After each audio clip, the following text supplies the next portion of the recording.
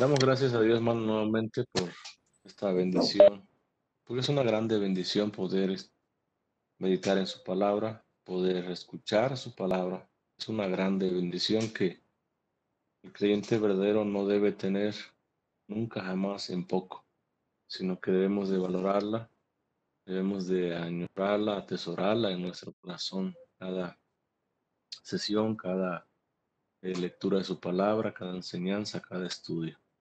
Estamos en el verso 15 precisamente.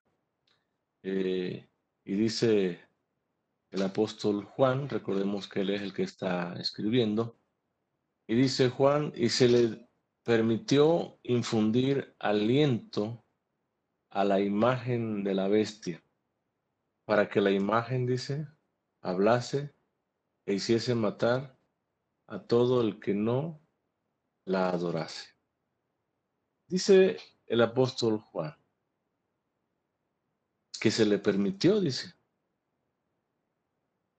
¿qué cosa se le permitió? Infundir, dice, aliento, soplo de vida a la imagen, dice, de la bestia, aquella bestia que habían hecho los moradores de la tierra precisamente. Esa estatua que ellos hicieron con sus propias manos, ahora se le permite, dice, darle un soplo de vida, infundirle aliento de vida precisamente. Surgen dos preguntas precisamente aquí. La primera, ¿a quién se le permitió, sí, infundir aliento de vida a la imagen de la bestia? Y la segunda pregunta, ¿quién se lo permitió? Como respuesta a la primera pregunta, es a la segunda bestia que simboliza al falso profeta, aquella bestia que sube, recordemos, de la tierra, que ve Juan, a quien se le permitió dar vida a la imagen de la primera bestia. Y lo hace, obviamente, usando no otra cosa más que sus poderes engañosos, utilizando magia. Pero esta magia o estos poderes engañosos están enfocados o están canalizados a querer imitar no otra cosa, sino los mismos milagros que Dios ha hecho y seguirá haciendo por todos los tiempos. Allá en el libro de Génesis, precisamente en el inicio de la creación, en el verso 7, dice la palabra de Dios, entonces Jehová Dios formó al hombre, dice, ¿de dónde? Del polvo de la tierra. Una vez que el hombre está formado, dice que Jehová Dios, nuestro Dios, sopló, dice, en su nariz, ¿qué cosa? Aliento de vida. Y cuando esta tierra que estaba formada o fue formada en forma de hombre, recibe este aliento de vida, este soplo de vida, dice, y fue el hombre un ser viviente, es decir, adquiere vida, adquiere movimiento. Y es la bestia, el falso profeta, quien está imitando o quiere imitar precisamente lo que Dios hizo en esta creación, al infundir también el aliento o darle soplo de vida a quien, a la imagen que construyeron los habitantes o los moradores de la tierra. Allá mismo en Apocalipsis, también capítulo 11, el verso 11, dice Juan, pero después de 3 días y medio, entró en ellos, ¿qué cosa? El espíritu de vida, dice, enviado por quién? Por Dios. Recordemos que es la iglesia del Señor, o está hablando Juan de la iglesia del Señor, de los dos testigos, que después que ellos terminaron de predicar la palabra de Dios, son asesinados precisamente por la bestia y son dejados allá en la plaza, en la calle amplia de la Jerusalén, inmoral. Y de repente dice que después de 3 días y medio, recordemos que es un tiempo simbólico, un corto de tiempo, dice que entró en ellos el espíritu de vida, dice, enviado por quién, por Dios. Y cuando la iglesia del Señor, cuando el creyente verdadero recibe ese soplo de vida, ese espíritu de vida que viene de Dios, ¿qué hacen? Se levantan sobre sus pies, dice. Y cuando la gente vio esto, cayó, dice, en gran temor sobre los que presenciaron este glorioso evento. Entonces es la segunda bestia, el falso profeta, quien queriendo imitar con sus poderes falsos, con su magia falsa, a Dios mismo o los milagros de Dios mismo, se le permite infundir aliento o se le permite a él dar un soplo de vida. ¿Para qué? Para que la imagen, la estatua de esta primera bestia que es el anticristo, se levante, se mueva y también hable, obtenga vida. Ahora, es Dios mismo quien le permite al falso profeta, a la segunda bestia, dar vida a la imagen de esta primera bestia. Y no nada más se le permite dar vida a esta estatua o esta imagen de la primera bestia, sino que también se le permite matar a los que no la adoren. Aquellos que se resignen o que digan que no quieren adorarla, dice que se le permite por Dios mismo que sean matados, que sean ejecutados. Pero sigue diciendo Juan, y se le permitió, dice, infundir aliento a la imagen de la bestia. Dice, para que la imagen, es decir, la estatua, algo que no tiene vida, algo inerte, algo que no se mueve, algo que tiene pies y no camina, que tiene boca y no habla, que tiene oídos y no escucha, ojos y no ven. Dice, para que esa imagen, esa estatua, inerte, sin vida, muerta totalmente, dice, hablase. Y no nada más hablase o pronunciara palabras, sino que también dice, hiciese matar a quién, a todos o a todos aquellos que no la adorasen, que no se postraren, que no la reverenciaren, a todos ellos o a cada uno de ellos que no se postren y reverencien la imagen, la estatua de esta bestia. Esta bestia tiene poder, ¿para qué? Para matarlos. Veamos allá en el Antiguo Testamento un texto muy conocido por todo creyente verdadero, por todo aquel que lee la palabra de Dios. Allá en el libro de Daniel, capítulo 3, hay una narración precisamente de una bestia también, de una imagen, de la imagen del rey de Nabucodonosor. Dice el verso número 1 del capítulo 3 del libro de Daniel, dice, el rey Nabucodonosor hizo una estatua, dice una estatua muy valiosa, dice de oro, cuya altura era, dice, de 60 codos, es decir, 30 metros de altura, y su anchura de 6 codos, 3 metros de ancho. Dice, la levantó en el campo de Dura, en la provincia de Babilonia. Dice el verso 4, vamos brincando al 4. Y el pregonero, aquel portavoz, dice, anunciaba en alta voz, mándase a vosotros, dice, oh pueblos, naciones y lenguas, es decir, todo el mundo entero, todas las naciones, todos los pueblos, todas las lenguas, dice, hay una ordenanza sobre ellos, hay un mandato que viene del mismo rey Nabucodonosor. Y como viene del rey, se debe de obedecer. Dice el verso 5, que al oír el son, dice, de la bocina, y trae otros instrumentos ahí. Dice, os postréis y adoréis la estatua de oro, dice, que el rey Nabucodonosor ha levantado. Hay un decreto que viene del rey mismo que se debe de obedecer.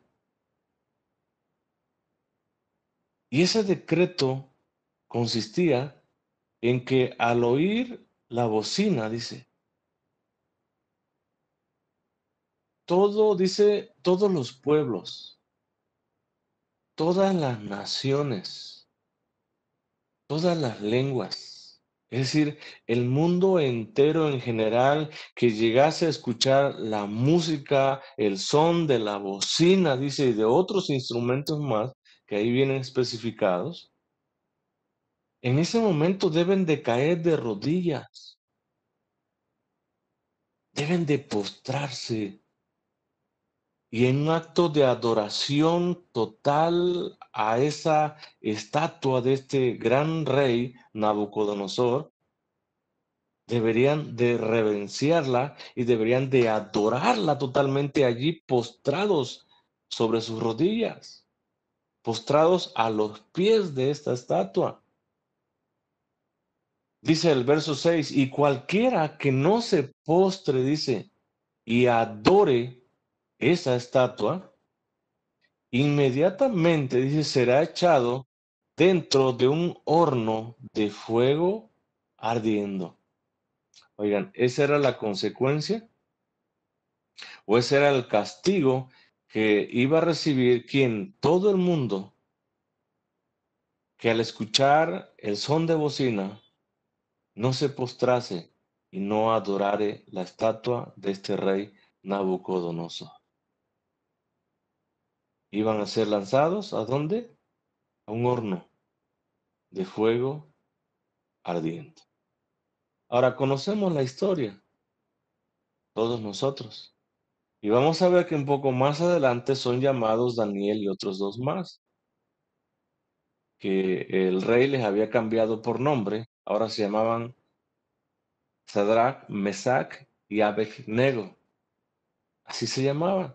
Estos tres que no obedecían este mandato, este dicto, este decreto del rey, fueron lanzados, recordemos la historia, a ese horno que fue calentado más todavía de lo normal. Y es sorprendente cómo son lanzados, amarrados, dice la historia, y son lanzados a ese horno, amarrados, y dice la palabra de Dios que ni aun sus cabellos, dice, se quemaron. ¿Por qué razón? Porque había un cuarto ahí con ellos. El ángel de Dios mismo, es decir, Jesucristo mismo estaba cuidándolos, protegiéndolos de ese fuego, de ese horno que estaba calentado de una forma exageradamente. Y salieron, dice, de ese horno cuando lo sacaron, y dice que ni siquiera a fuego olían sus ropas. Es sorprendente cómo ellos permanecieron fieles al Señor, cómo ellos no doblaron sus rodillas, no se postraron, no adoraron esa estatua, porque sabían ellos perfectamente lo que eso significaba y cómo Dios los prosperó, cómo Dios los protegió, cómo Dios los cuidó y evitó que ellos fueran quemados. Ahora, Juan no dice que todos los seguidores de Cristo vayan a morir, eso no está diciendo el pasaje, pero que los que se negaron a adorar a esta imagen, a esta estatua de esta primera bestia, podrían ser ejecutados, es lo que está diciendo Juan. Dice para que la imagen, la estatua, hablase e hiciese matar a todo el que no le adorase. Allá en el capítulo 13 de Apocalipsis, el verso 10, dice la palabra de Dios, si alguno lleva, dice, en cautividad, va en cautividad. Si alguno mata a espada debe ser muerto, dice. Aquí está, dice, la paciencia y la fe de quienes, de los santos, de todo verdadero creyente. Y aquí Juan nos habla de que el verdadero creyente, por causa de su fe en Cristo, va a ser cautivo, va a ser llevado a la cárcel. Y no nada más eso, sino que por causa de su fe va a ser ejecutado, va a ser matado a espada. Pero que la venganza, pero que el pago es de quién? De Dios mismo. Oigan, al creyente le resta tan solamente ser paciente en medio de la tribulación, en medio del peligro, en medio de cualquier situación adversa y difícil que el creyente enfrente a lo largo de su vida. Él debe de experimentar siempre paciencia y fe, es decir, confianza siempre en quién, en el Señor.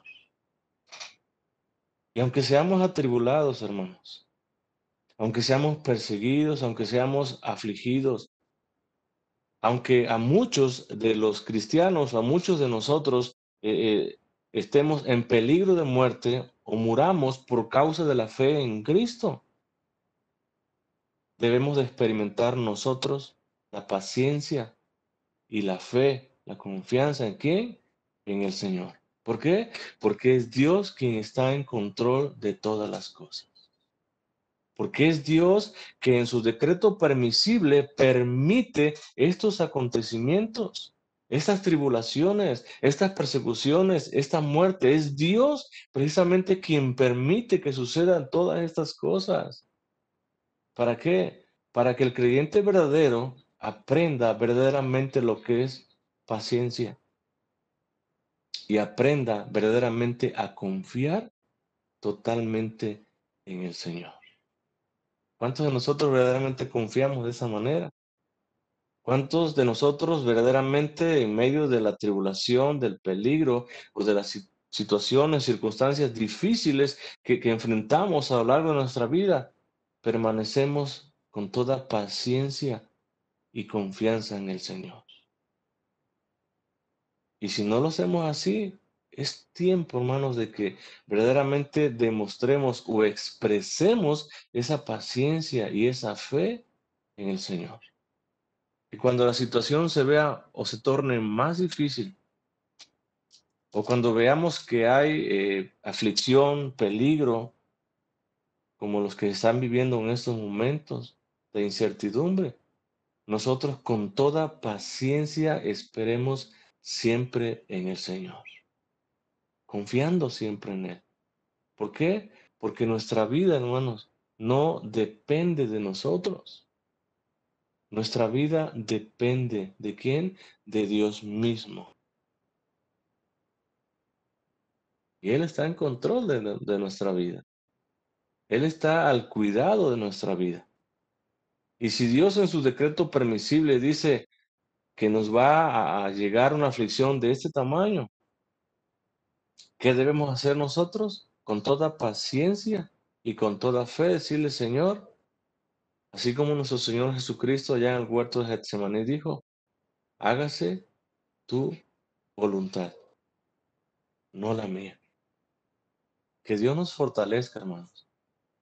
Que Dios nos capacite en cada momento de nuestra vida, en cada etapa de nuestra vida, con esa fe, con esa paciencia que debe de caracterizar al verdadero creyente en el Señor. No todos los seguidores de Cristo, no todos los que confesemos que Jesús es nuestro Señor y Salvador, vamos a morir de esta manera. Pero si estamos en medio de una aflicción, de una persecución o en medio de muerte, con toda paciencia y fe, clamemos siempre a nuestro Señor. Dice allá también en el capítulo 20 de Apocalipsis, el verso 4, dice Juan, y vi tronos, y se sentaron sobre ellos los que recibieron facultad de juzgar.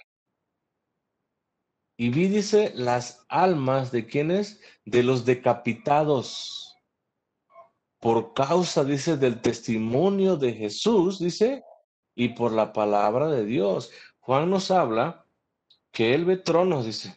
¿En dónde? Allá en el cielo, en la morada celestial de nuestro Dios. Y en esos tronos, dice, hay personas sentadas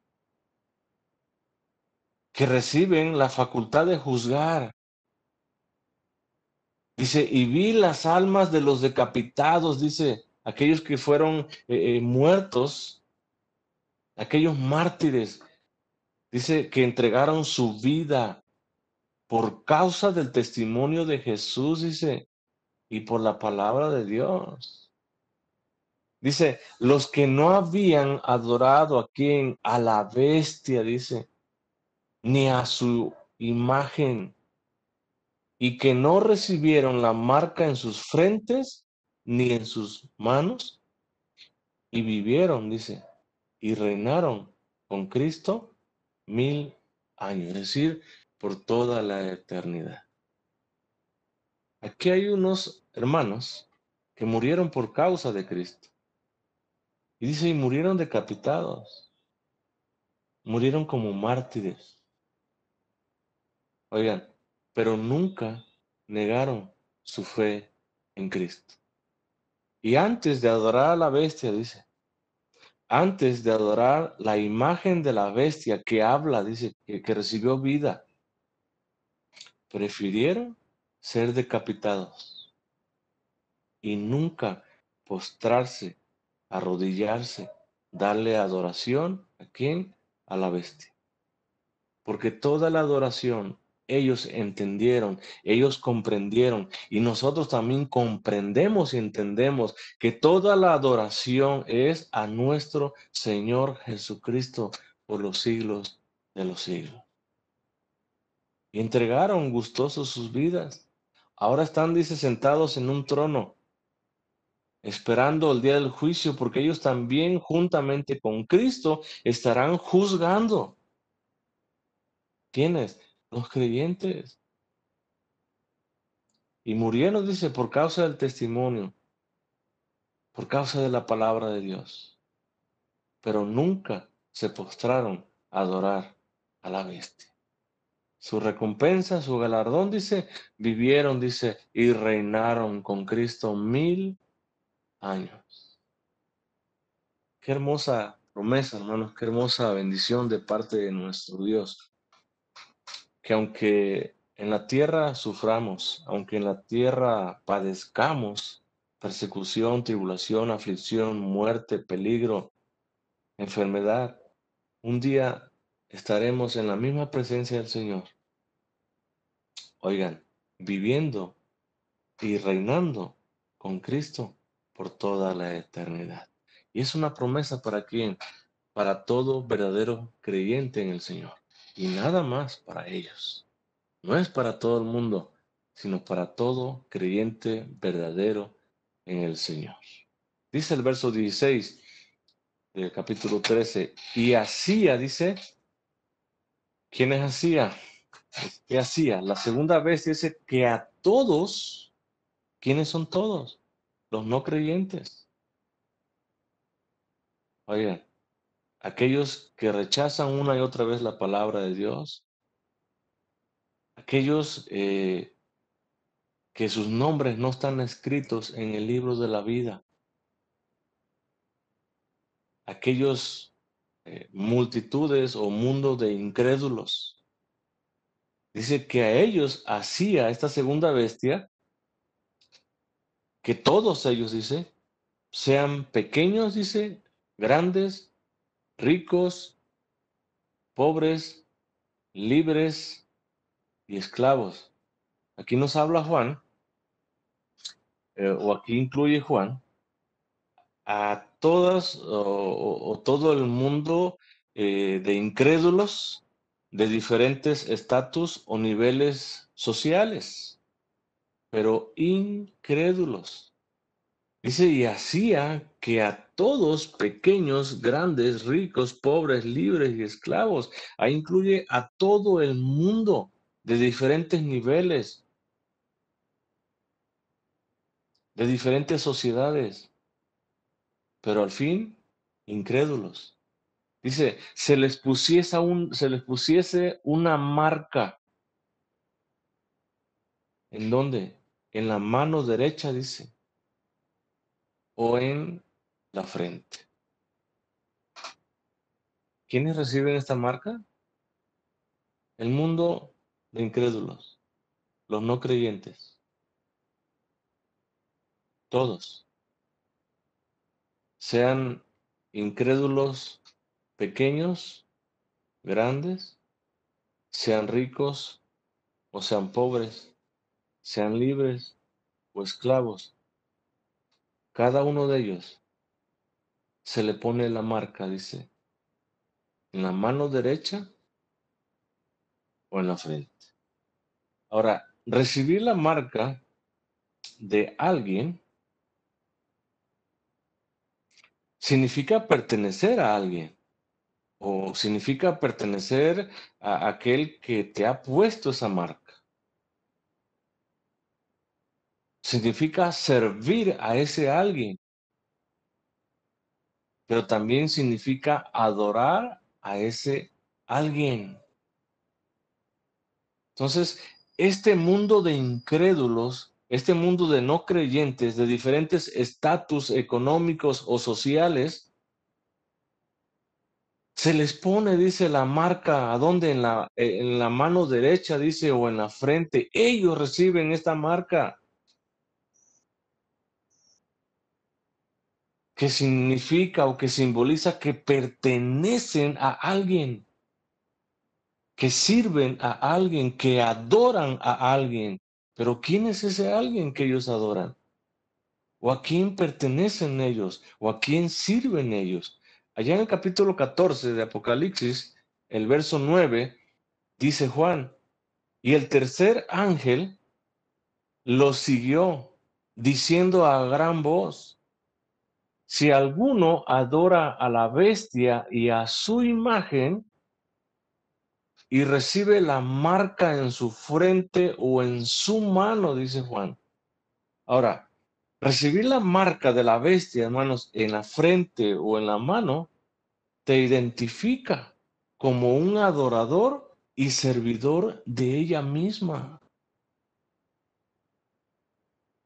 Por eso dice Juan, si alguno adora a la bestia y a su imagen y recibe la marca en su frente o en su mano, ese alguien es adorador de la bestia. Ese que recibe esa marca en la frente o en la mano derecha es un adorador que le pertenece, que le sirve, que le rinde tributo y honor a quién? A la bestia.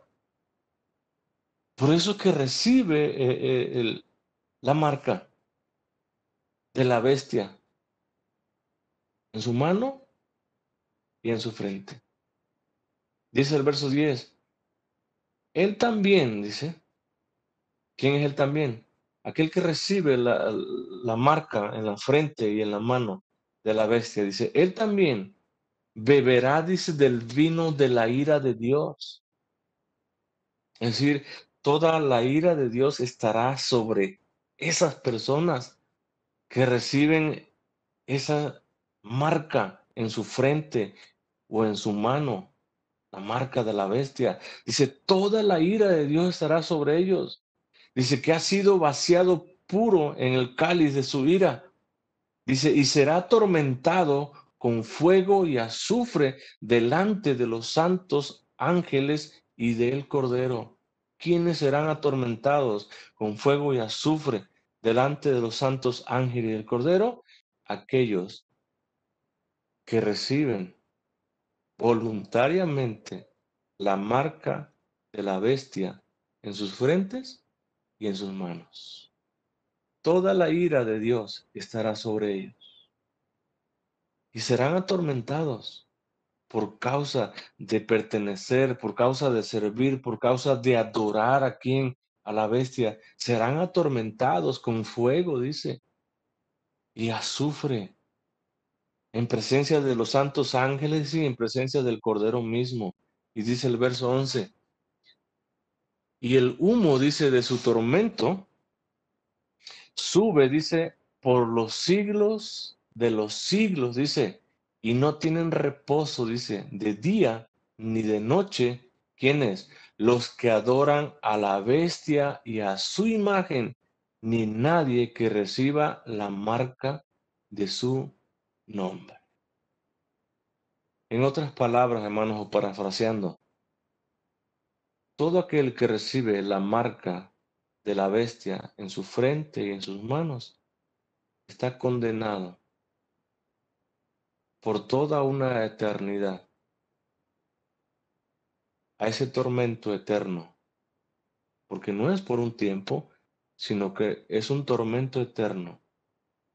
En ese lago dice que arde con fuego y azufre, y toda la ira de Dios será derramada sobre ellos. ¿Por qué? Porque adoran, porque sirven, porque se postran delante de la bestia misma y de su imagen. Dice, y no tienen reposo. Ese tormento que ellos recibirán en aquel lugar con fuego y azufre, dice, no tendrán reposo, no tienen reposo de día ni de noche, aunque ya no existe ya día y noche también en ese lugar, sino que nos habla Juan de una eternidad. Es decir, por siempre estarán siendo atormentados. ¿Quiénes? Los que adoran la bestia, los que llevan esa marca en su frente y en sus manos. Ahora, recibir la marca de la bestia significa pertenecer a ella. Significa que eres propiedad de la bestia. Significa que adoras a la bestia o que eres un adorador de la bestia.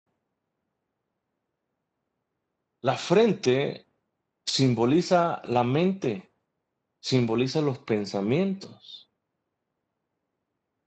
La mano derecha simboliza las obras.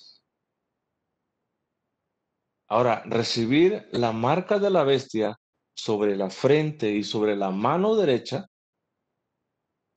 indica que la persona con pensamientos y obras de acuerdo con la bestia misma pertenece al grupo de perseguidores de la iglesia,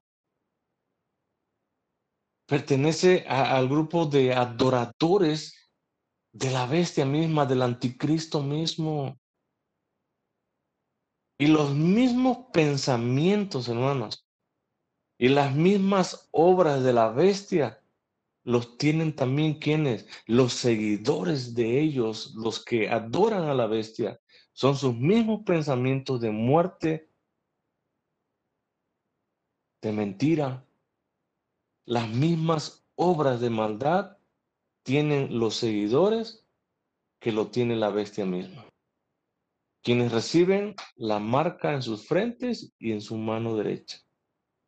Es decir, se identifican o se pueden identificar porque las mismas obras que la bestia vemos que hace aquí, ellos también las hacen, persiguiendo, atribulando, afligiendo, dando muerte a la iglesia del Señor. Son las mismas obras de la misma bestia. Ahora, la marca de la bestia significa que el incrédulo que persiste en su maldad pertenece a la bestia.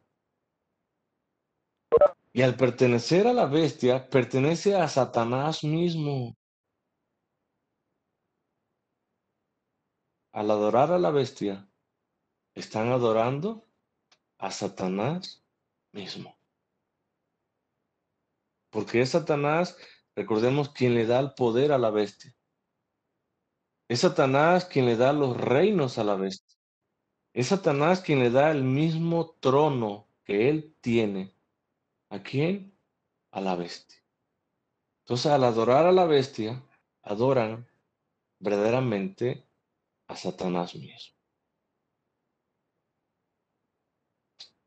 El incrédulo que piensa y actúa de la misma manera que la bestia recibe una simple marca en su frente y en su mano derecha. A diferencia del creyente, recordemos que el creyente verdadero en Cristo recibe sobre su frente un sello, no una marca, tengamos cuidado, sino que recibe un sello, que significa que somos propiedad total y completamente de quién, de nuestro Señor Jesucristo. ¿Qué significa ese sello? Que nosotros le adoramos con todo nuestro ser, que nosotros rendimos nuestra vida en adoración y obediencia. ¿A quién? A nuestro Señor Jesucristo. Eso significa el sello que hemos recibido nosotros. ¿En dónde? En nuestra frente. Que somos propiedad de quién? De Cristo, quien murió y dio su vida para rescatarnos. Por eso ahora somos propiedad. Por eso ahora pertenecemos a quién? A Jesucristo. Por eso rendimos nuestra adoración total y absoluta solamente y exclusivamente a nuestro Señor Jesucristo. Porque un día tuvo misericordia de nuestra vida y un día nos rescató a través de ese sacrificio que hizo posible en la cruz del Calvario. ¿Cómo no rendir nuestra vida? ¿Cómo no adorar a nuestro Señor? ¿Cómo no decirle, Señor, aquí estoy, Señor? En medio de la aflicción, de la tribulación, Señor, yo aquí estoy, Señor. En medio del peligro, en medio de la muerte, Señor, yo aquí estoy, Señor. Rendido totalmente, Señor, a tus pies, Señor. En el capítulo 14 de Apocalipsis, el verso 1 dice, después miré, y aquí el Cordero estaba en pie, dice, sobre el monte de Sión. El monte de Sión, hermano, simboliza la gracia, pero también la presencia de Dios mismo. Entonces el Cordero dice que estaba de pie en la misma presencia de Dios. Y con él dice 144,000. Recordemos que esos 144,000 simboliza a toda la iglesia verdadera del Señor, tanto de la antigua como de la nueva dispensación. Entonces, Jesús está de pie delante de Dios, pero juntamente con él está también toda la iglesia, todo creyente verdadero delante de la presencia de Dios mismo. Dice que tenían, dice, el nombre, dice, ¿de quién? De él, de Jesucristo, y el nombre de su Padre, escrito ¿dónde? En la misma frente. Es decir, los pensamientos del creyente están arraigados, están cimentados totalmente en Dios y el Cordero. Y ahí estamos nosotros, hermanos. Por la gracia y por la misericordia de Dios, hemos recibido ese sello. ¿En dónde? En nuestra frente. Que simboliza que somos propiedad, que le pertenecemos en alma y en cuerpo y en todo. ¿A quién? Aquel que dio su vida por nosotros. Dice el verso 17, y que ninguno, dice, pudiese comprar ni vender, sino el que tuviese la marca o el nombre de la bestia o el número de su nombre. Dice el apóstol Juan que ninguno, y notemos que no hay ahí acepción, dice que ninguno pudiese comprar ni vender. Ahora, si tú necesitabas comprar algo o adquirir algo, dice que no podías comprar, al menos que tuvieses la marca o el nombre de la bestia o el número de su nombre. Si tú querías vender algo, tampoco podías venderlo. Es decir, no podías en ninguna manera comercializar nada, absolutamente nada, si no tenías la marca o el nombre de la bestia o el número de su nombre. Ahora, los principales afectados de esta restricción es el pueblo de Dios, porque es precisamente el pueblo de Dios quien no tiene la marca de la bestia ni en su frente ni en sus manos. Y sufren o son afectados por su lealtad a quién, a Cristo. Y por causa de esa lealtad a Cristo, por causa eh, de esa gloria, de esa honra, de esa alabanza, de esa obediencia a quien, a Cristo, no podían comprar y tampoco vender. Esta situación trajo a la iglesia de este entonces, de estos momentos por la cual se está escribiendo precisamente Apocalipsis, trajo pobreza. Porque aunque ellos pudieran producir algún tipo de producto, no lo podían vender. O aunque ellos desearan comprar algo, no podían comprarlo. Entonces trajo pobreza, y no nada más pobreza, trajo aflicción económica en ellos. En el verso 9 del capítulo 2 de Apocalipsis, Juan escribiendo a las iglesias, escribiendo a la iglesia de Esmirna, dice, yo conozco tus obras. Dice, y conozco tu tribulación. Dice, y conozco tu pobreza. Dice, pero tú eres rico. Ahora, en esta iglesia, y no nada más en esta iglesia, recordemos que esta iglesia está simbolizando a todas las iglesias en general, a toda la iglesia verdadera del Señor a lo largo de toda esa nueva dispensación. El creyente verdadero se ha visto atribulado. El creyente verdadero muchas veces por causa de su fe en Cristo y por causa de su obediencia, ¿sí? Ha sido motivo muchas veces, y no digo siempre, sino muchas veces, ha sido motivo de pobreza y pobreza extrema, a tal grado de padecer hambre, de padecer necesidad. Por causa de su fe en Cristo, han sido a través de todos los tiempos de esta nueva dispensación, han sido los creyentes verdaderos marginados por causa de su fe en Cristo. Y dice Juan, y que ninguno pudiese comprar, ninguno pudiese vender, sino el que tuviese, ¿qué cosa? La marca, notemos, la marca, no el sello, sino la marca o el nombre de la bestia o el número de su nombre, dice. Ahora, a medida que nos acercamos al fin de todo este evento, ¿aumentará esta oposición o se irá aumentando cada vez más? Los gobiernos y las naciones anticristianas oprimirán cada vez más al pueblo verdadero de Dios. Oigan, serán tiempos donde verdaderamente confiaremos total y absolutamente en el Señor.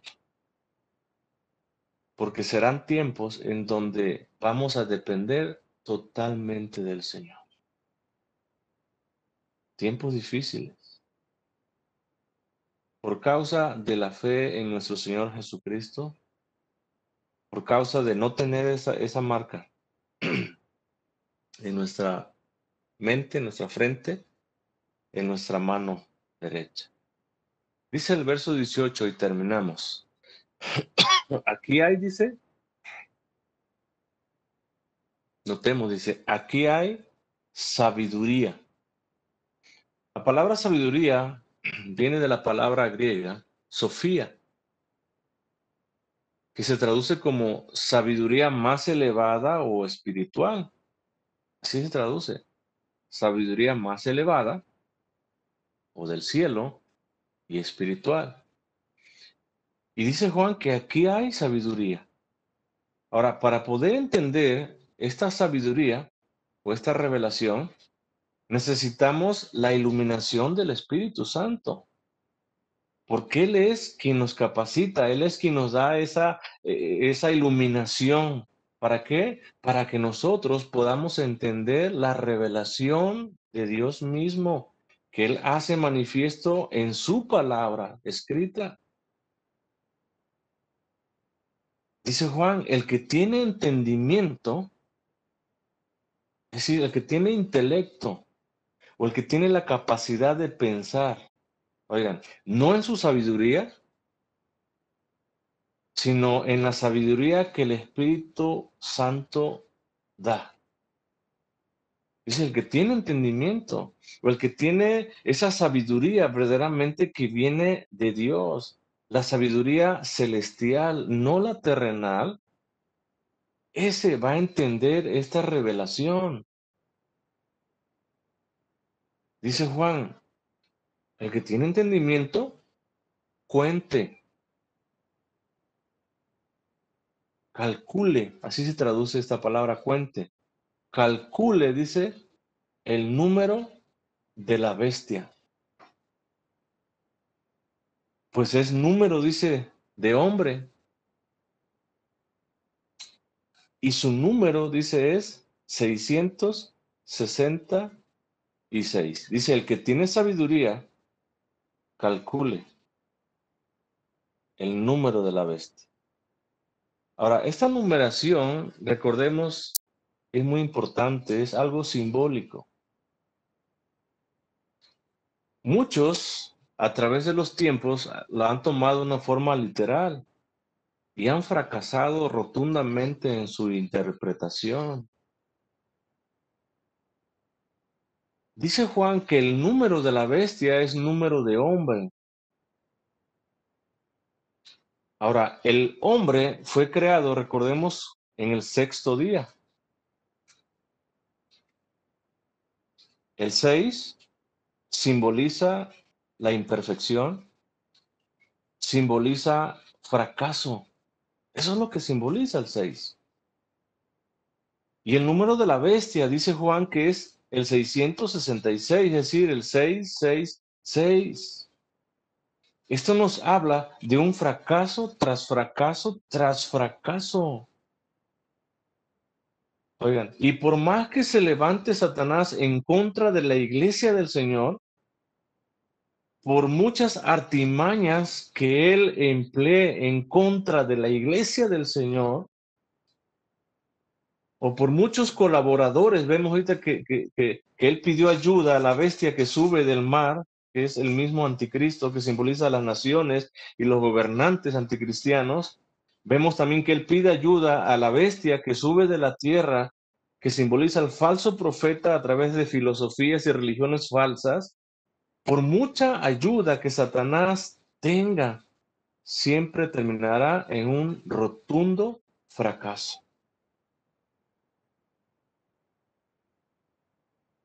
¿Por qué? Porque los planes de Dios para su iglesia, hermanos, son eternos. Y en esos planes y en esa eternidad estamos cada uno de nosotros que profesamos nuestra fe en ese nombre que es sobre todo nombre. Que nos arrodillamos, que nos postramos, que nos humillamos delante de ese nombre que es sobre todo nombre. Que reconocemos la grandeza, la majestad del Señor. Nosotros estamos en esos planes eternos de nuestro Señor Jesucristo.